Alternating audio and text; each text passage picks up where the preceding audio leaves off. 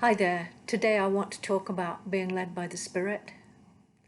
Now, Philippians 2 says that it's Him that works within us to will and to act according to His good pleasure.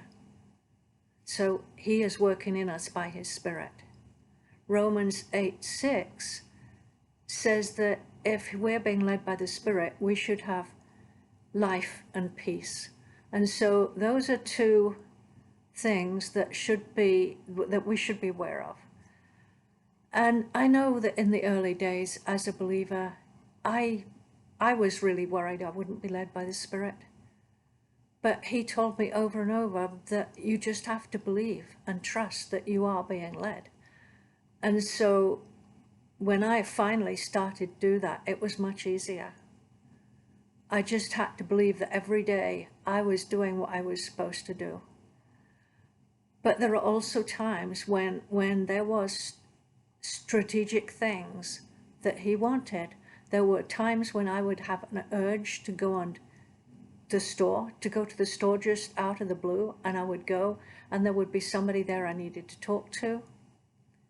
There was times when I failed miserably, when three people in a row told me that I should go and do something, helping the homeless, and my response was, God, if you want me to do that, just confirm it. Well, I'd had three people tell me already, but I was new at it, and so I never did it. But that was just a trial run. I learned from that. And so now when I have a desire to do something, even if it's to teach a certain thing, I will take that risk. And I may get it wrong, but it doesn't matter, because it's part of the training process. Sometimes Holy Spirit uses everyday things in our lives that seem quite selfish. Going to buy something, wanting something that is too expensive, and then having an urge to go and finding it's in the clearance rack. It seems selfish, but that's how we're trained. And it's such a joy to have those things happen, knowing that God cares, that He's with us in our everyday life. He cares about everything we do. There have been times when I've gone through desperate situations, and He has led me so strongly that I was unable to go the wrong way, because if I did, it felt like I was hitting a wall. I would have to turn on the road and go the way that I could go. And there were specific times when I was going through a trial, and He did that. It was almost like I had a compass inside me.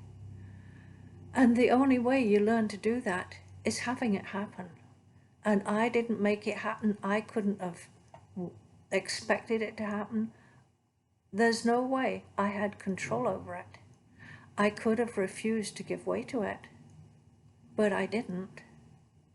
But there are many times when God will lead us by His Spirit. Somebody will say something, and you'll know you need to do it. You need to pay attention. You will see something on TV or whatever, and you know that, okay, I have to be part of this. I have to be involved.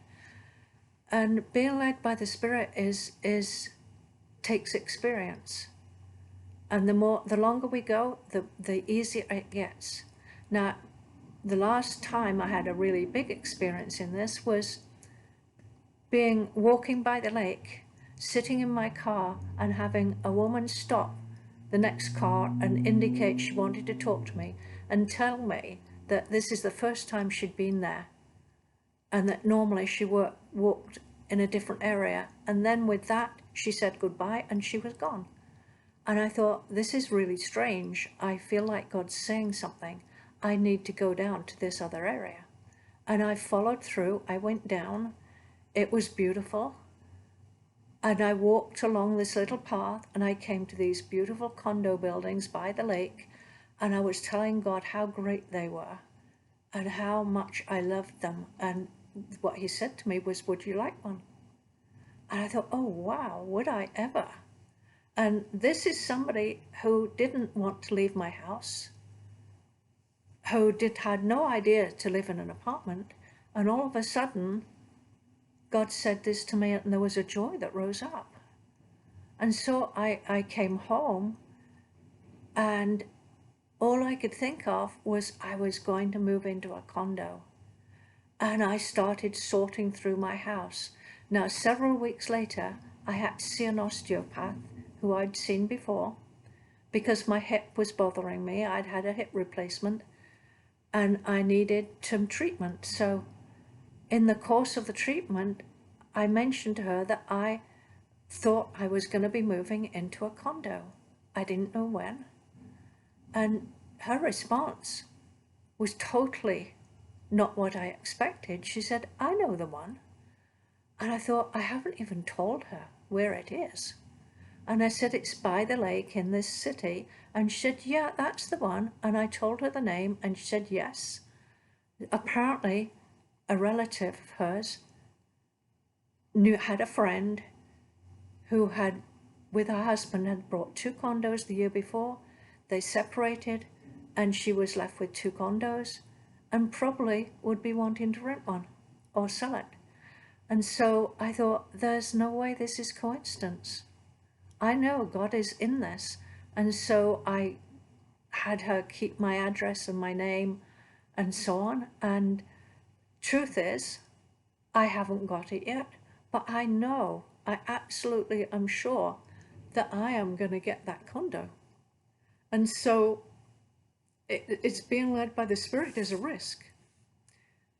But I know that I'm in a house with 4 bedrooms, big property, takes plenty of work, and I really want to move on and have somewhere easier to look after. And so I'm waiting for that day when that comes through, and I'm expecting it to. But until it does, I won't know for sure. So it takes a risk to do it, but it's an adventure. When you have that joy rising up in you, you know that God is involved, because that's one of the ways that you recognize it. And this is just a few ways that you can be led by the Spirit, but the Spirit will lead every one of you in the way that He wants to lead you. And you will learn to recognize those nudges and those feelings that rise up within you and pay attention to them. You won't always get it right, but as we grow more experience, we will get it right more and more often. And He is training us so that when things happen that could be disastrous, we will recognize His voice. We will know, no, don't go that way, go this way. We will know what to do and where to go. We will get it right. And it will make a huge difference. Because there are times when we need to get it right.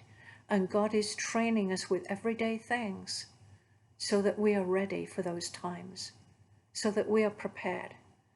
And the Holy Spirit is good at training us, and He's doing the work, and we will learn and we will grow.